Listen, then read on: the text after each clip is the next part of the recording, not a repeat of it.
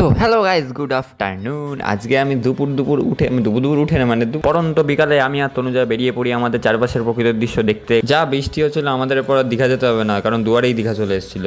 এই যে ছাতাওয়ালা ঝাপসা যে মেয়েটাকে দেখতে পাচ্ছ, সেটা আর কেউ না, ওয়ান অ্যান্ড অনলি মোস্ট ল্যাথখোর সহেলি দিদি। তনুজা নিজের প্যান্ট গুটিয়ে ছাপড়ি ছাতার চেষ্টা করছিল।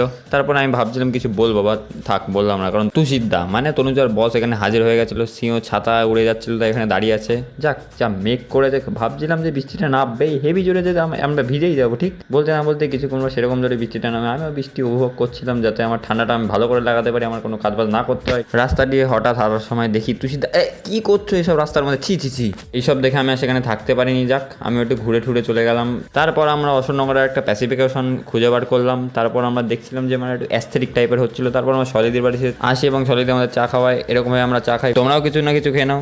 ওকে, tata, love you, see you, good by.